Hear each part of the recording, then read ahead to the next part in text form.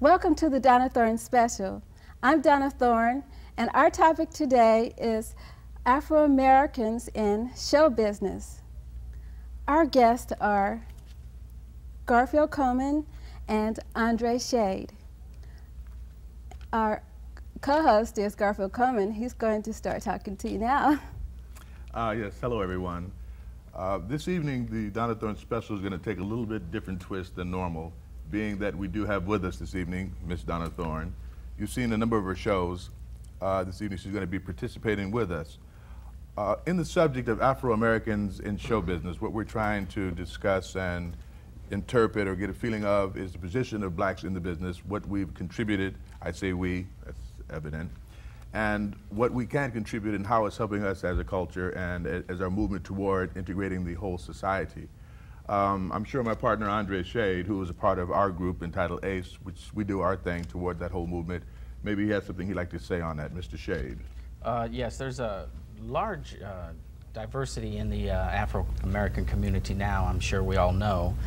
Different shades and colors and directions that people want to go. We are now getting into more aspects of the music business, such as top executives down to the musicians and such that play and write and produce their own material. Thank goodness for the electronic media to help home studios grow in this area and help the average layman participate and offer his material to the top executives. Yes. I think a good focus is education in the entertainment field. It takes a lot of knowledge to, do the business part of it. The talent is something that comes natural, and it's a matter of just rehearsing and, keeping in touch with what's going on. What do you think? Speaking of education, that has a twofold effect to me. Education being a complete knowledge of the business, of course, but education also in that when we look to the performers, the youth, making sure, like in sports, that they have an education because they're not guaranteed to be successful in the Afro-American music business. So to get that education as something to fall back on is very important. As with my partner and I, we do have a music school where we do stress. If you're not doing good in school, you can't come and study. You can't come and create.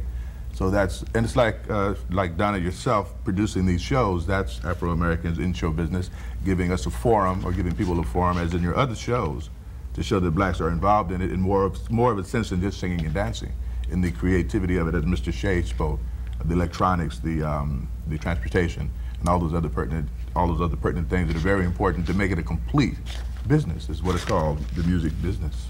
Well, I think when you're a well-rounded individual, you're capable and able to perform at any level, which you had mentioned that talent and comes natural. A lot of times it doesn't come natural, and those are the aspects that you have to grow under.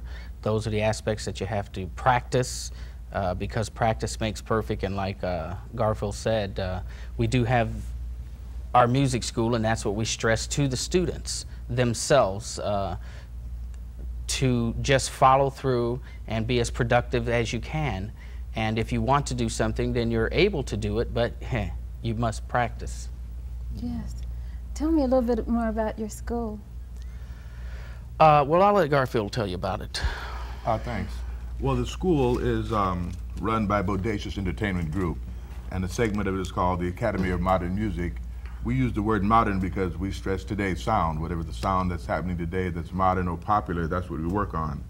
And our students range from 6 years old to 60. They include professionals, amateurs, knowledgeable and not knowledgeable. And as Mr. Shade said, practice makes perfect. We get students who have natural ability. Our job is easy, but we also get those who don't have any ability at all, but that makes our job interesting, and give them what they want first so that they're happy and can show what they're doing more so than just endless scales. I think it's frustrating at times, though, when you do have a student that has talent and natural talent, and then they get lazy and they don't want to produce. It's something that happens with very talented people, but I get frustrated sometimes in that area also, of trying to teach and the direction that the students should follow to make themselves better. Well, see, we also stress the point of the conventional studies, being that we're all of our teachers are classically trained, but Bach, Beethoven, and those guys, you know, they're long gone. And the students today playing that, going out to hip hop and Nikes, that just doesn't cut it. So we take them into what they want to do, get them the knowledge and the skills, and then while they're doing this from, let's say, ear or from sight, then we kind of sneak in on them, the Bach and the Beethoven, so they get the rudiments and the foundations, and in the end, they're where they want to be, don't really know how they got there, but everybody's satisfied, and they're playing and they're entertaining. And that's our job. That's our job, what to do. That's what we do, yeah. Make the world a better place through music and such. So do you also focus on some of the music people that were African Americans in the past, like the jazz artists and... Of course. Everyone has idols, and when you're talking to a student, you find out who the student's idol is. Then it's our job to interpret that idol and transfer that idol into this particular student's capabilities, and then bring them up. The idols, all of yesterday made today. I mean, we can't take it for granted. We have to study the masters to be able to create today, and what we do today will set tomorrow in motion. Absolutely, yeah. It's the past that creates the future. So if you go back, say, 40 years, and you listen to the masters at 40 years ago, that's how we got to where we are today. Right. Through the just through the policy of growing, but and the level of the musicianship. So you try to get them to focus, and here we are. Oh. And it's lovely. Great. Now what we're going to go to is wow, a great person in the entertainment field that is responsible for a lot of successful people, and his name is H.B. Barnum. And we're going to hear what he has to say. We were there, and it was a fantastic meeting, and he had a lot to say to offer the world. What an extraordinary role model he is. Yes. He's my role model. I had a chance to talk with him. I participated in that interview, and it was very insightful and interesting. I think the audience will enjoy it. Yeah. My name is Garfield Coleman, and I am your host for this evening's segment of the Donna Thorne Special. This evening's show is entitled Afro-Americans in Show Business. We will be conducting a couple of interviews, the first being with Mr. H.B. Barnum, noted producer, arranger, and writer. But first, I'd like to introduce and have you meet the producer of this show, who's with us this evening in the studio, Ms. Donna Thorne. Welcome with us. Okay, moving on to Mr. Barnum, and I'd like to know, would you mind, or what would you like to be called, Mr. Barnum or HB? Or? Don't call me anything. HB's fine. Just don't call me late for dinner, okay? Okay. First thing I'd like to ask you, when you decided to get into the business, what motivated or inspired you to actually specialize in black entertainment? My greatest inspiration, the thing that motivated me more than anything, was hunger. I was out of a job, and music had always been my hobby, so I decided I would give music a try, and it's been very good for me. I've been blessed. Yeah, we all know your reputation. What would you consider the most important event which led you into film, TVs and specials, into that part of the entertainment industry? Well, Garfield, the most important event hasn't happened yet. But I think what led me into going into that particular field is because most of the blacks that are in the business that I had become associated with were the great singers. And Lord, we've had the great singers, the great writers, the great songwriters. I had a privilege of working with some of the greatest songwriters, you know, like the Holland Doziers, the Gamble and Huss, people like that, you know, great entertainers of all sorts, but nobody on the other side of the camera. And I wasn't blessed with a great voice to sing. I was blessed with an ability to write and create. And so I thought that would be the place that I should be a part of the business. And I was just surprised to find how few people at the time I started were involved in the other side of the camera, the other side of the record, the other side of involved in the publishing and the songwriting and the manufacturing and the distribution and the publicity and the, you know, the travel, the things that, you know, it's called the music business. And I was just surprised to find out how few people were involved in the business part of it. It's sort of like the visual, what you see is what they think they're getting, and that's all right. The excitement of it. And that's just part of it. I mean, it's just as exciting on the other side. Actually, a little bit more because you're part of the creative thing.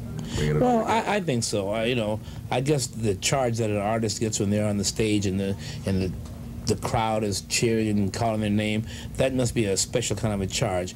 But I get the same kind of charge when I see the artist, when I see the result of my work, when I see the result of the team that we've put together, you know, the writer, the choreographer, the designer, the makeup, when all those people, when I see the effort of all those people and we see the final result, then I get the same kind of charge that they would get. What did they say? The proof is in the pudding? That's right. It's a team effort. It's more than just the person that delivers the message. It's the people that get them ready to deliver the message. Now, over the years being right here in LA, I know you're a very private person, giving very few interviews, and we do want to thank you for doing this with us at United Artists Cable. But could you name some of the personal or professional highlights that stand out in your career? Something that really affects you, that you dream about all the time? There's so many. I mean, I've been blessed to work with some of the most wonderful people in the business. I've developed the friendships that have lasted, you know, 25, 30 years now. Friendships with people like the Gladys Knights and the Dions and the Lou Rawls and the Luthers and the Tina Turners and you know. We may have part 2 of this interview. Yeah, I mean, no, I'm not overlooking anybody, but just some wonderful people, the Osmonds, Don Ho, just people who maybe become obscure because they don't have a hit record now, but they're still a very viable part of the business. They make things happen. They continuously, they keep popping up they pop up every few years with another hit or something. But more or less, they just keep things going. And James Brown, I mean, you know, they're just people who have been out there who, you know, they may not be the number one on the radio today, but they're still the thing that keeps the whole wheel churning, you know. Exactly. Yeah. Now, in the black entertainment industry, as I mentioned, you're a fixture. You've been here and for years, and you're going to be here for years to come. We know. Hope so. Yeah. Now, a lot of up-and-coming writers, and producers, and arrangers look to you as a positive role model on the things that they want to do or would like to do. Is there some kind of, you know, short advice that you can give them on what to do or what to expect as they're trying to get into this particular, especially Afro-American segment of it? First of all, we have some dynamic kids out there today, and we have kids out there who are just doing great things. We've got all the new technology working, and the kids are just, I mean, they're just really adapting to everything. The thing I would tell them is that coming up, we had workshops. I would go anywhere to sing or play or to listen to someone, and I find that the kids today don't have that kind of, they don't want to take the time to go and learn. They want to get paid for everything they do, which is nothing wrong with that. We want to get paid, but you have to learn, and you have to be able to go. I mean, I would love to go to a club where musicians were playing, so I could just sit in and I could learn what these accomplished people were doing, and I would go and hear singers. I could sit out, when I was coming out, I used to sit out, there were a lot of theaters in town, the $1 Million Theater, the Paramount Theater, the Orpheum Theater, the Ebony Room, right here in Los Angeles, yeah. And I would just go sit outside and listen, sit outside all till 2 o'clock in the morning, just hearing the bands play, hearing the singers, so you could build up a reservoir of information that you would have. You know, you may not use it all at one time, but it's just there when you need to call on it. And I find that the young people today, most of them don't take the time to learn. They just want to go and become a hit right away. And as a result, later on in their career, they'll find that if they don't have that information, it'll suffer later on in their career. You know, your answer there makes me want to deviate a little bit from my interview. When you were speaking of the workshops like Holland Dozier in Holland and the guys down in, what was it, Atlantic or Detroit, where they built that foundation that gave these entertainers or artists a lasting ability. It was a workshop. It was like going to school. They come in, what we call them, Paul Simon called it one-trick pony. One-trick pony, that's right. That's right. Like you mentioned the names who you work with, they're still here. They are still here. And, you know, and we have some of those that are going to be around, you know, 25, 30 years from now. But it's not easy now because everybody wants to be a star overnight, and no one wants to put the time in it. It takes time. It takes time to bake a good cake. It takes time to cook good food. You know, you can go to fast food restaurant and you can enjoy that. But if you go to a restaurant where you can just sit down and enjoy the meal, and I'm saying this is like a good meal in our business. Enjoy the meal. I mean, you can learn. I was fortunate. I was able to learn about publishing. I was able to learn about, you know, manufacturing, to learn about, and as a result, now, without a hit record every day, you can still exist. What happens to the people who get the hit record and know nothing else, when the record dies, they're gone. Yeah, and we've seen them. We've seen them come and go. You know, every year there's 100 new artists, and there's 1 or 2 that may last past that. So, and it's because no one takes the time to learn the business. This is the music business. It's 2 words. We know the music. So if we learn the business, it'll be a lot better for us. That's almost like the problem that we see in professional sports. The young men coming out of college and leaving to go into the game and not finish an education. Yeah. And then when they break a leg, where do they go? They don't go any place. I mean, out of, you know, when you're in grade school, there must be 50,000 kids doing the same thing. When you get to junior college, it narrows down to maybe 30,000 kids. When you get to the pros, there's maybe only 600 or 700. So everybody's not going to be the Michael Jordan. Doesn't mean you can't play basketball and enjoy it. Doesn't mean you can't be a star and make money. It means you need to, the life is a lot of things, not just that one thing. And although you may excel in that one thing, if you get the whole meal, you know, you're going, look, I love fish. You like to eat, you're back to food. I love fish, that's right. Yeah. But you can't just eat fish. You got to have some potato salad, some coleslaw, some, you know, some bread, some, you know, a big orange, you know, and in order to make you really enjoy the whole meal, you know. So that's what I'm saying, you know, make the whole meal is the whole total part of the business. It's exciting to know balanced diet. It's exciting to know that you can write a song that's a great song, and that song is performed by 15 or 20 different people, and every year you get some money. You can be playing golf, you can be swimming, you can be on a cruise, you'll be making money. You know, you don't have to be just singing to make the money. Out there on stage sweating. Huh? That's right. You know, and the people who really last in the business are the people that do these things, that do other things, you know. Well, you've always been an inspiration for me. Yes. You've been my positive role model. Now, wait a minute, darling. Now, you know, you taught me everything I know now. This lady used to babysit me. I want you to know first, and I want you to know that. Listen, I'd like to go into something that I know is a pet project of yours, something that gives you a lot of emotional drive. Your choir that you're involved in, and I believe the name of it is Life. Life. You want to talk a little bit about that? That's part of my life now. Life Choir started out just as well, what happened, I was talking to my sister one night, who was also a singer, and I was saying, Billy, I got these songs, these gospel songs, I want to hear somebody sing, so can you call some singers up and we'll just get 10 or 12 people to sing these songs. That was 12 years ago. We're still singing those songs. We meet every week. We get anywhere from 90 to 150 people at rehearsal every week. Some people come and go, some people stay. It's just a marvelous experience. We're ministering through music. We have a great time. We've seen in 12 years some of our kids grow from infancy to, you know, to being kids. We've seen some of our kids who are 9 and 10 years old in college now. So it's a marvelous thing for us.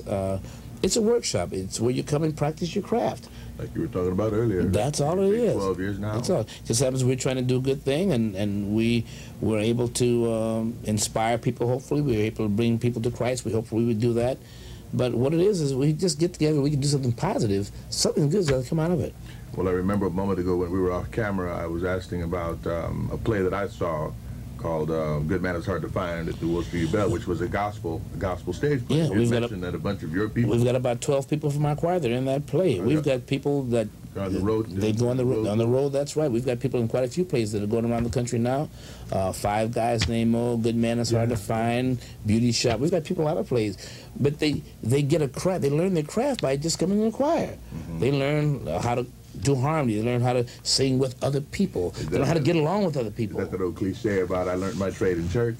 Where you stand up there and power and church is wherever a group get together. Church is not a physical building. People think that church is where you go to a building. Mm-hmm. Church and religion and godliness is where people get together and do things together, and have a respect and work with each other. You know, church is here. You know, two or three, we're right here. Together, yeah. We're right here. Listen, I'd like to have one last question, HB, sort of off the cuff. Is there anything that you can say particularly to how the business has been to you? I know you're very successful, and sort of like a relationship or something to close out that we can let the audience rest with. The business has been very good to me, and is it something that you would recommend someone? I'm not going to complain. What I would recommend for people starting out, there are some people in the business who have a wealth of knowledge and who want to share with a lot of the new people. Don't be afraid to ask help. Don't be afraid when people tell you things to at least listen to them. You don't have to do everything they tell you. No one's trying to tell you what to do. I'm talking to the young people now. But listen, because out of the wisdom of a fool, I mean, a child can tell you, listen. listen and take all the stuff in, then decide how you're going to apply it. But a lot of young people don't want to listen. They think everybody's trying to tell them how to live their lives and everything. It's not that. A lot of people, myself included, we know a lot just because we've been through it. And we're not trying to tell you how to do yours, but you might take what we have to offer and then apply it to the way you want to do your thing. And it might help you do your thing a little better and a little easier, too. You don't have to take all the knots. Beautiful. Donna, would you have anything you'd like to say before we close out? Yes. Like I was saying, that HB, he inspired me to do what I'm doing now.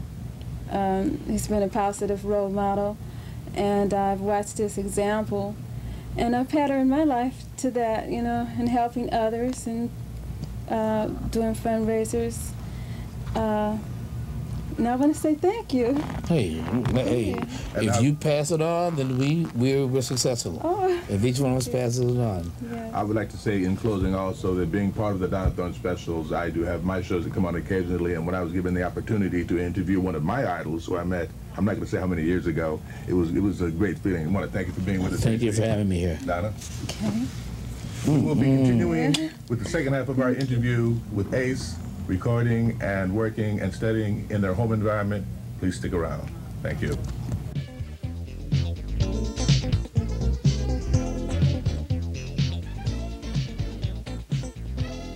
Oh, that was brilliant. It was, I mean, just great. He's a wonderful man, and I enjoyed everything. I mean, everything he said. He had so much information that's vital to not only our generation, but the generations to come.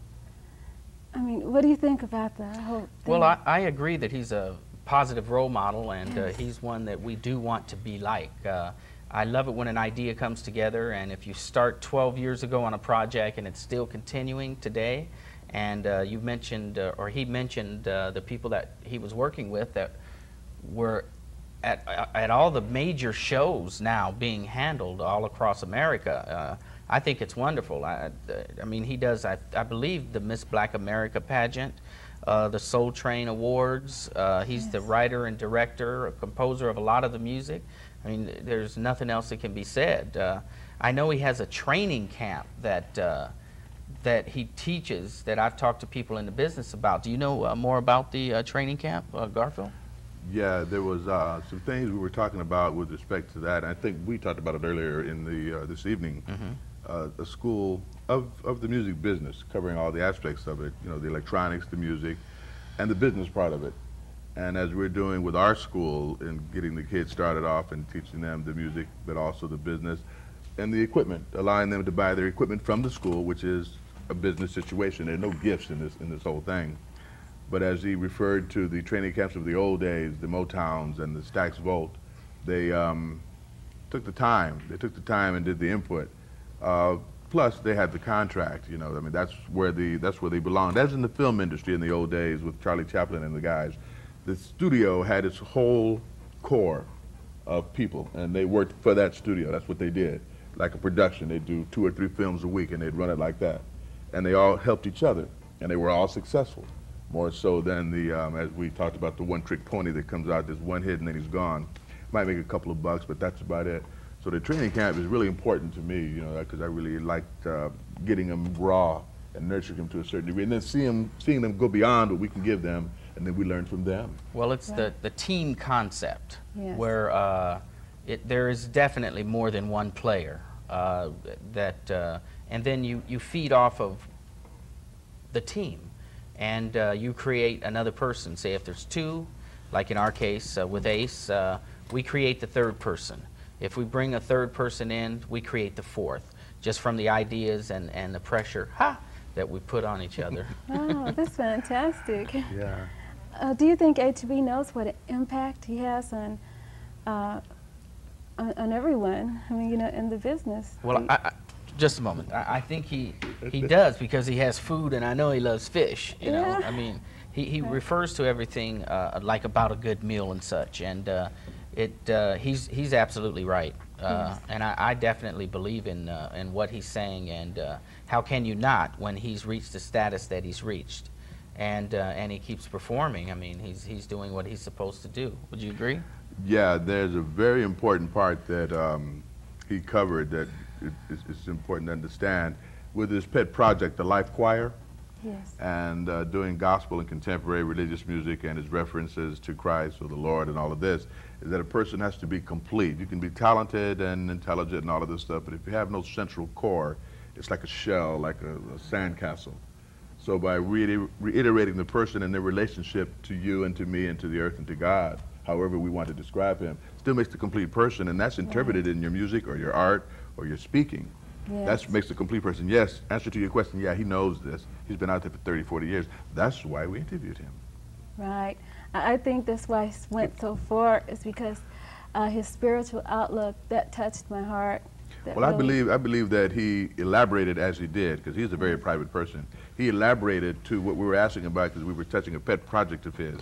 People coming out there trying to do it, looking for that role models, as some of your other shows are called. And he was in a position to give that advice. You know, he went beyond himself, I think, and it's wonderful, and I listened to it, and I got a copy. Matter of fact, I did the interview.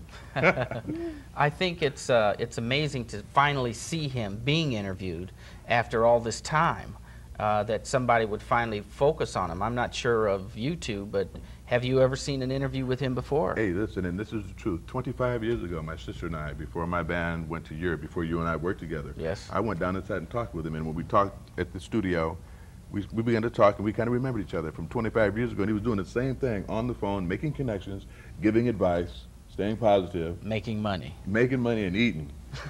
Oh. Good. Put the fork to the fish. Yes, sir. All right. Yeah. But yeah, it's very good. And the diversity, too, is something to understand, too. Yes. A musician or an entertainer can't be narrow. As you said, the Soul Train Awards, Andre dressed Soul Train Awards, and Miss Black America, the albums. I saw some stuff on his piano. I don't know if this is private information, but he's doing some stuff for Lou Rawls and Mickey Howard, you know. Touching all the different veins and being well-rounded can take the feeling, and it's you cover a whole spectrum. Right. More so than being right here and you say that if they don't like me, that they're wrong. That's generally not the case. You have to be liked. Yeah. Well, speaking from what you just said, the diversity, from Mickey Howard to Lou Rawls to Soul Train to Life Camp or the training camp to Miss Black America, I mean, the diversity is there. You cannot just be in one spot. You have to focus on many. And you know what? This has really been a fantastic show, you know, and you guys remind me of HB also, of the positiveness that you're doing with your work. And I want to say keep it up, you know, keep on doing that. I had a ball. I had a good time. I did too. It's wonderful. Oh, yeah. And the audience has finally got a chance to see the Donna Thorne special producer, Donna Thorne. Donna Thorne, isn't it I'd like to amazing? give her a round of applause myself. What do you think? And I want to thank you. Okay? Thank You're you welcome. very much.